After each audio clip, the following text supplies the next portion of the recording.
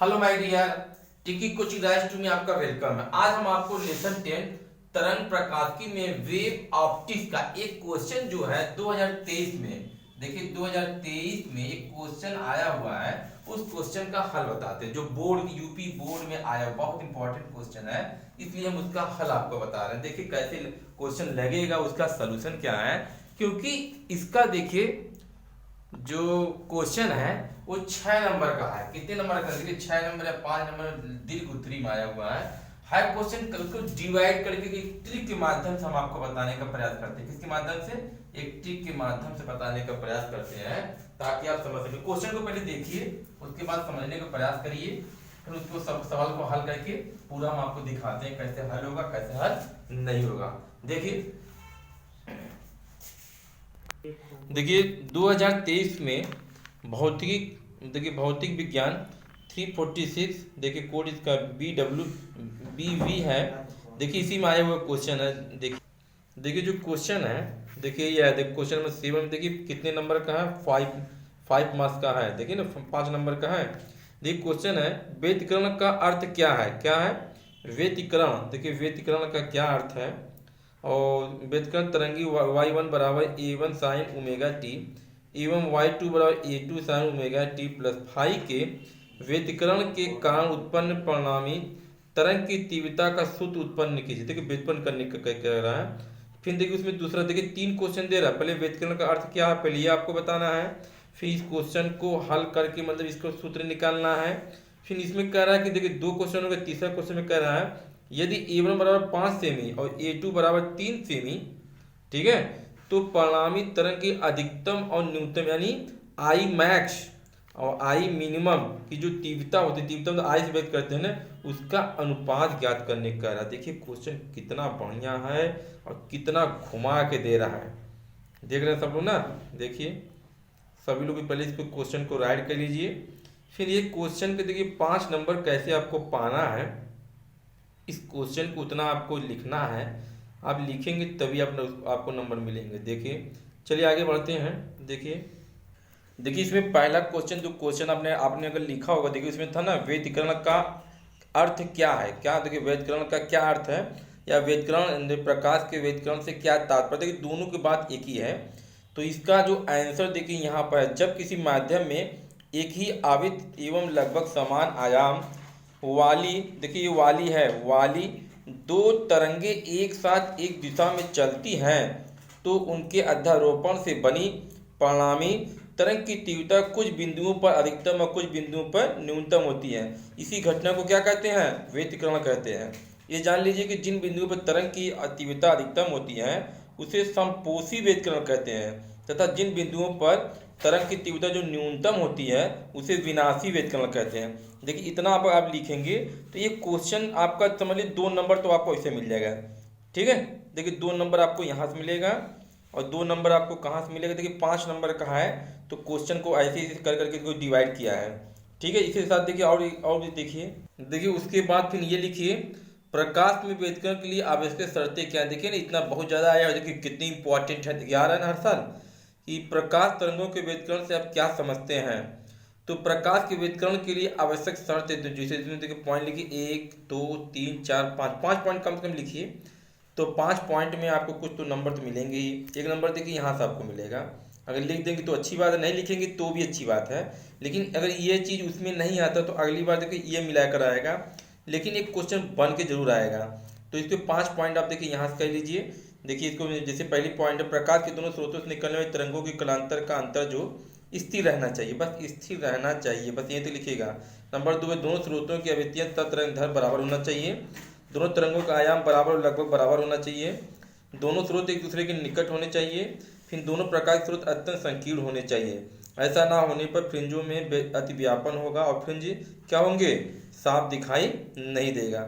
अब इसके बाद देखिए और आगे हम आपको बताते हैं क्वेश्चन जो है, उसका जो क्वेश्चन का अगला हल है। अब देखिए और क्वेश्चन की इसकी जो सूत्र कैसे निकल के आएगा वो हल हम आपको बता रहे हैं। देखिए आप लोग लिख लीजिए पहले इसको, तब आगे बढ़ते हैं। चलिए आगे बढ़ना है।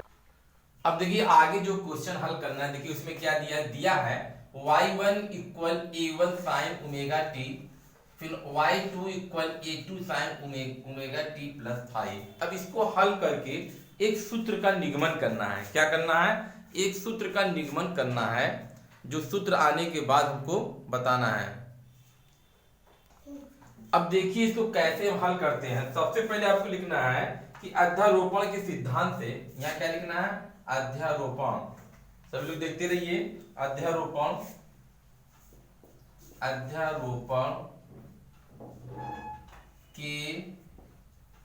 अध्यारोपण के सिद्धांत से,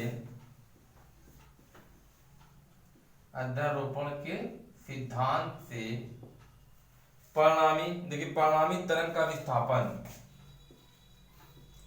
परिणामी तरंग का विस्थापन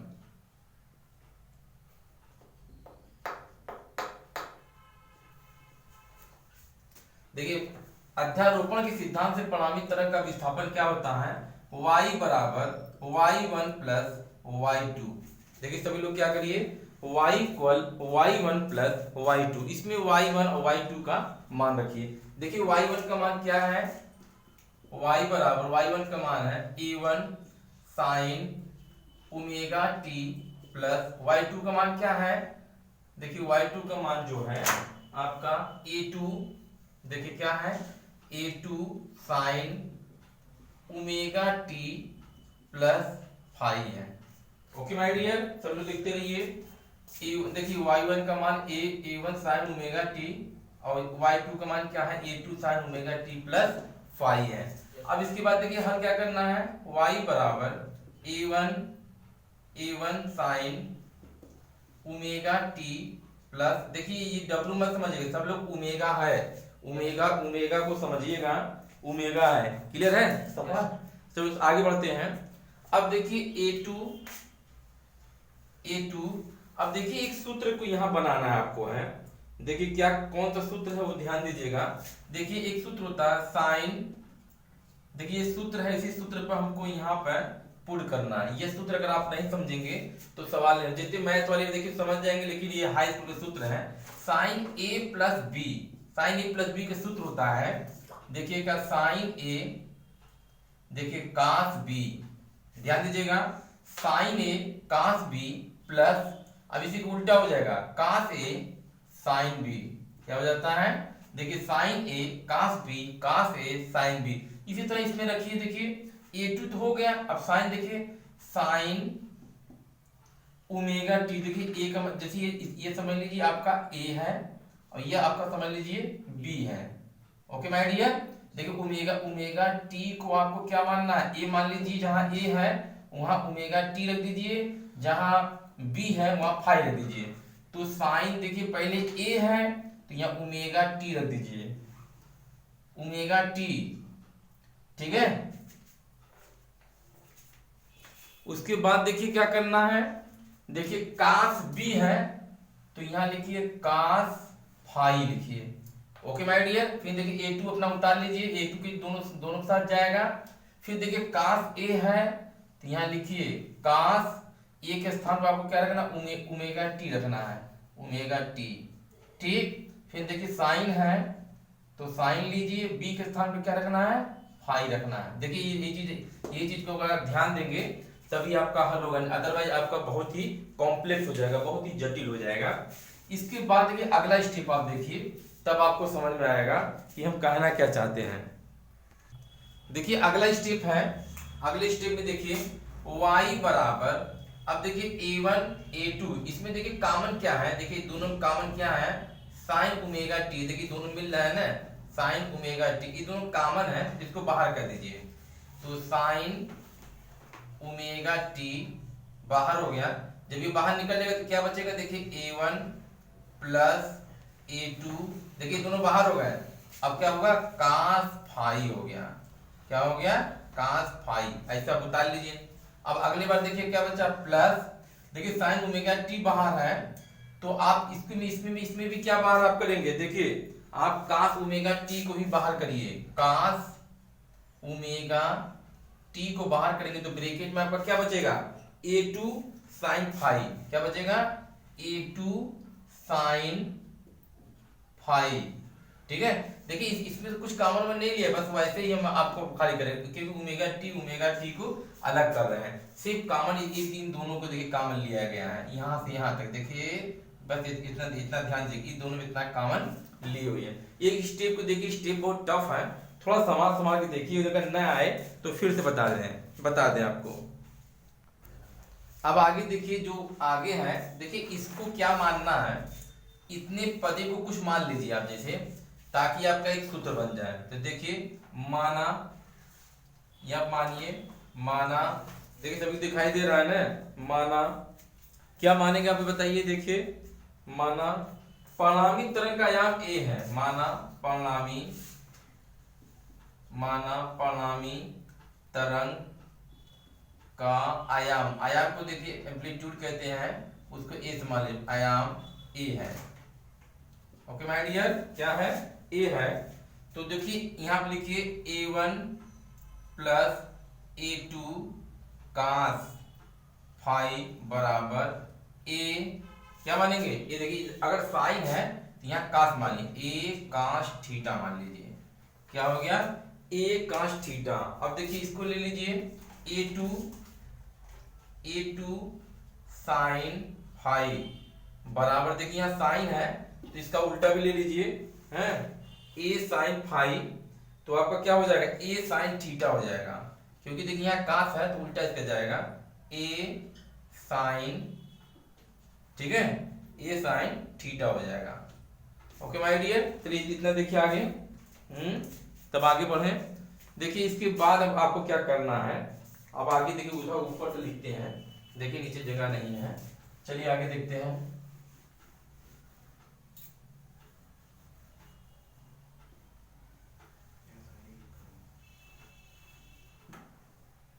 चलिए देखिए, अब इसके बाद आपका क्या आएगा वो चीज देखिए y बराबर, देखिए सफात मिटा का कुछ लगाते हैं,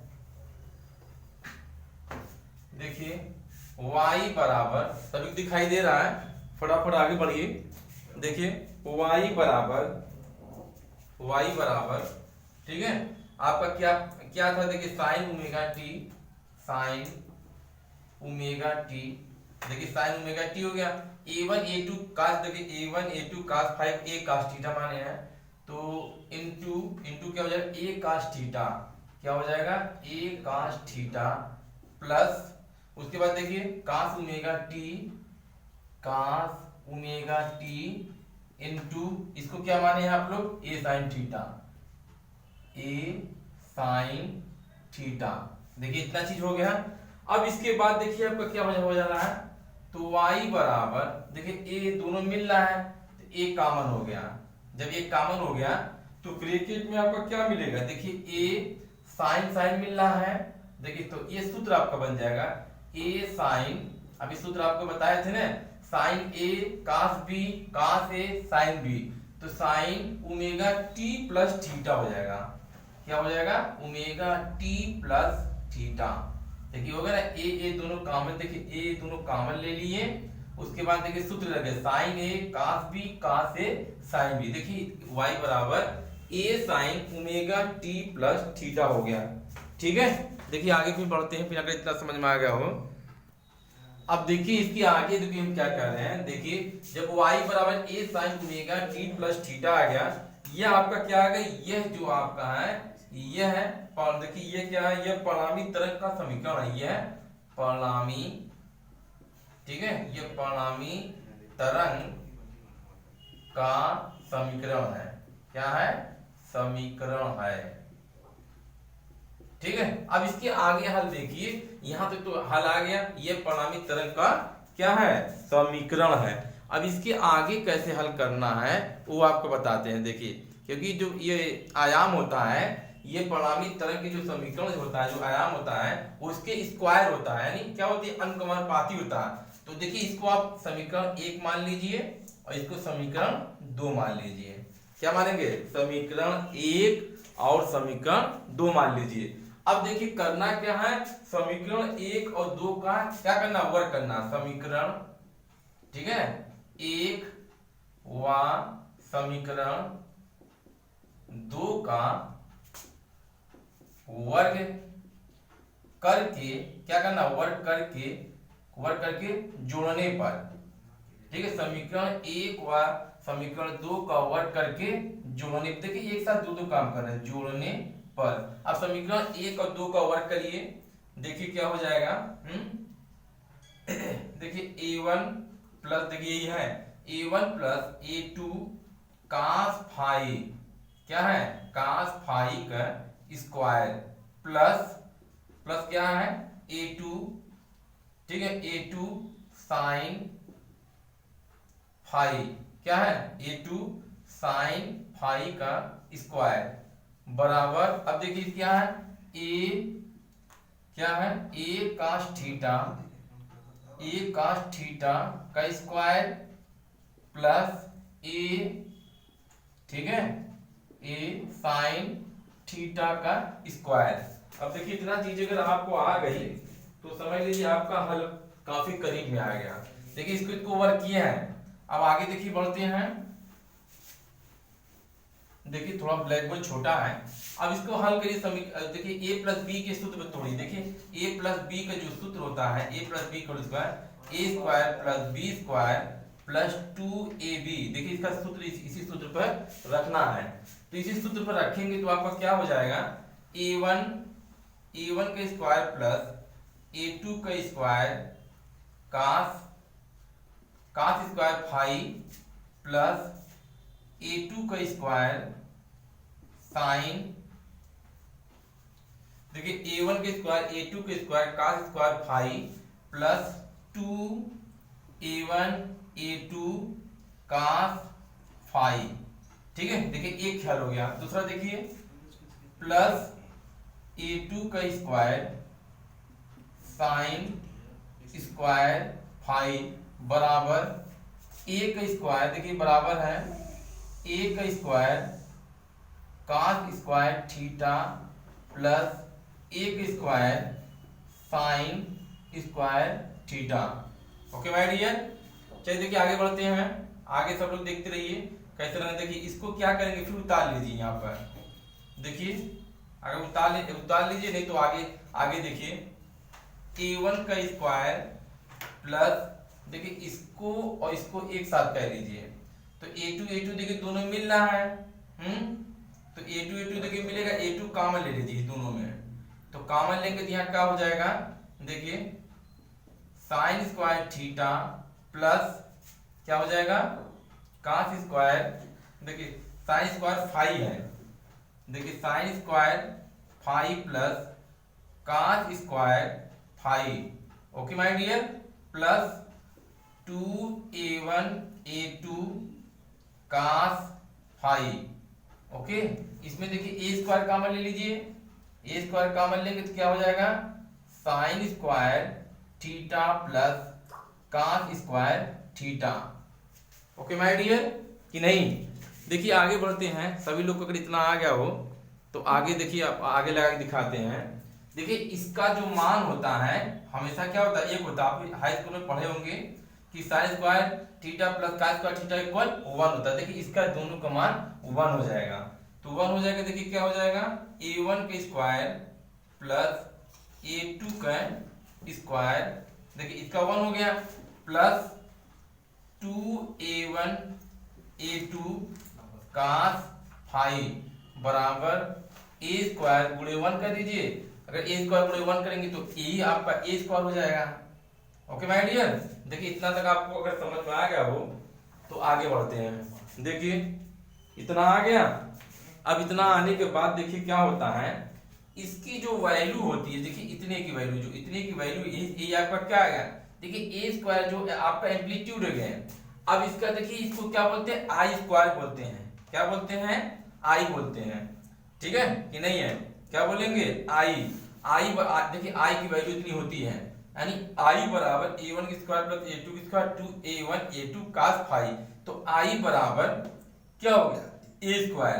देखिए आई स्क्वायर कह लीजिए या आई प्रोपोर्शनल कह लीजिए, आई प्रोपोर्शनल, देखिए आई बराबर a स्क्वायर पहले करिए, तो आई किसके बराबर प्रोपोर्शनल की हो गई, a स्क्वायर की हो गई। यानी जो आई होती है वो एम्पलीट्यूड के अनुकमानुपाती होती है। क्या होती है, अनकमान पाती होती है।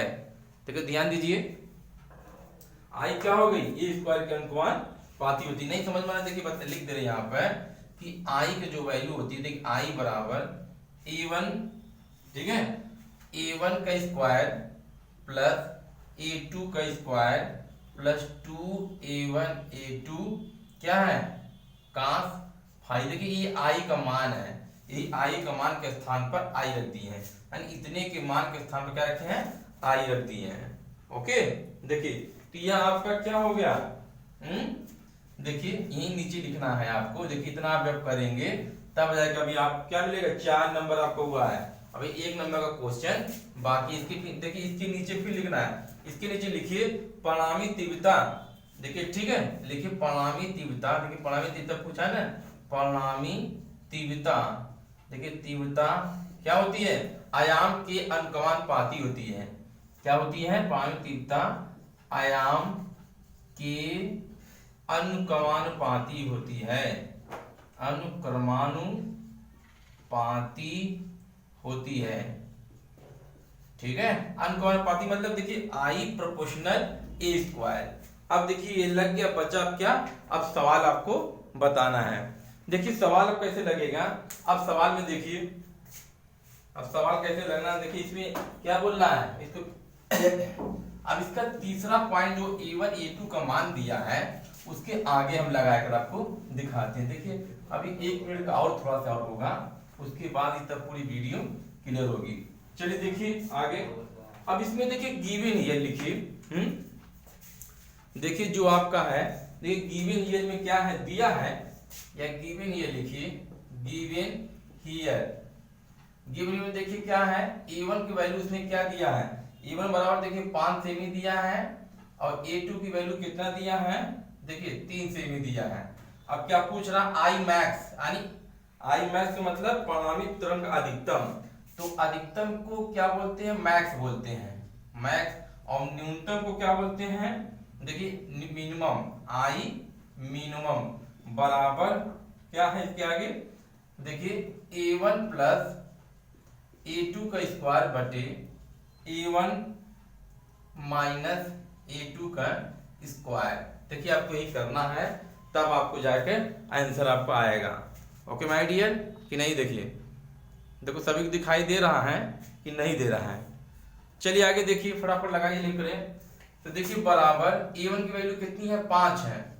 एक बार जोड़ दीजिए, 5 प्लस 3 का स्क्वायर बटे 5 माइनस 3 का स्क्वायर। इधर इधर देखिए ये चीज लिख दीजिए, आई मैक्स बटे आई मिनिमम, आई मैक्स बटे आई मिनिमम। अब देखिए 5 3 कितना हो गया, 8 का स्क्वायर बटे 5 3 का देखिए 2 का स्क्वायर।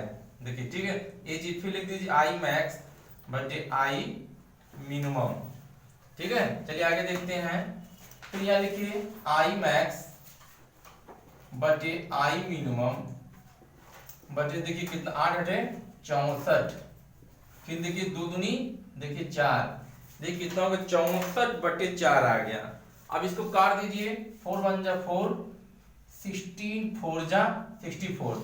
तो आई मैक्स, देखिए आई मैक्स बटे आई मिनिमम बराबर 16/1 हो गया। तो अनुपात पूछ रहा है, तो देखिए अनुपात, देखिए यहाँ से क्या पूछ रहा, इन दोनों का देखिए क्या निकालना, आपको अनुपात निकालना है। देखिए तीव्रताओं का अनुपात ना, तो अनुपात देखिए क्या होगा, अनुपात आई मैक्स अनुपाते आई मिनिमम बराबर 16/1। देखिए ये इतना आप लगाएंगे तब जाकर आपको 5 नंबर आपको मिलेगा। देखिए 5 नंबर के लिए इतनी कड़ी मेहनत आपको करना पड़ेगा, देख रहे हैं। देखिए आप लोग ध्यान दीजिए, इतना आप करेंगे तब जाकर आपको 5 नंबर मिलेगा। देखिए क्वेश्चन बहुत इजी है, ज़्यादा टफ नहीं है। अगर आप लोग ज़्यादा टफ सोचेंगे माइंड में तो टफ हो जाएगा। आपको मेरा वीडियो कैसा लगा, जो लाइक कर कमेंट हमको बताइएगा। ऐसे ही क्वेश्चन हम यूपी बोर्ड के आपके और बताते रहेंगे। मिलते हैं नेक्स्ट वीडियो में। Thanks for watching my this video.